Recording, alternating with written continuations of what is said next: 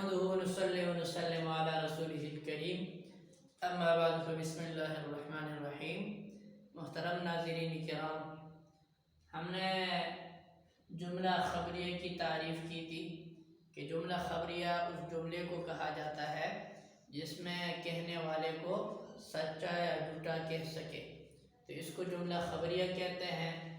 آئیے چلتے ہیں جملہ خبریہ کی اقسام کی طرف۔ جملہ خبریہ کی دو قسمیں ہیں، ایک جملہ اسمیہ ہے اور ایک جملہ فعلیہ ہے۔ جملہ اسمیہ کی تعریف کیا ہے، اس کو کس طرح سمجھیں گے، جملہ فعلیہ کی تعریف کیا ہے، اس کی پہچان کیا ہے، تو آئیے چلتے ہیں پہلی قسم کی طرف۔ وہ ہمارے پاس موجود ہے جملہ اسمیہ۔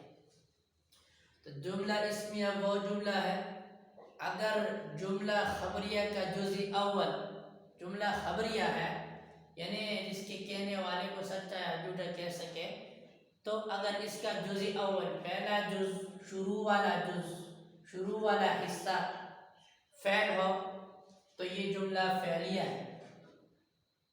جملے کا جزء اول اگر فعل ہو تو جملہ فعلیہ ہے۔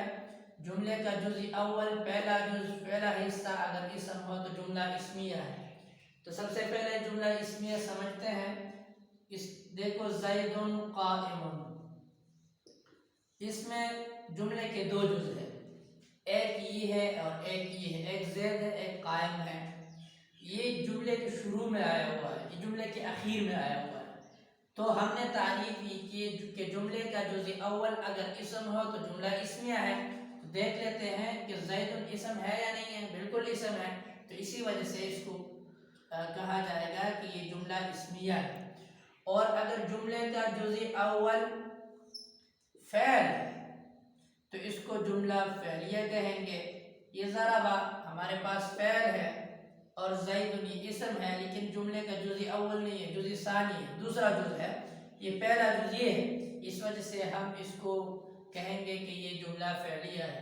تو جملے کا جزء اول اسم ہوگا یا فعل، اگر اسم ہو تو جملہ اسمیہ ہے، جیسے زید قائم۔ اگر جملے کا جزء اول فعل ہو تو اس کو کہیں گے جملہ فعلیہ، جیسے ضرب زید۔ امید ہے یہ اقسام آپ کو سمجھ میں آ گئے ہوں گے۔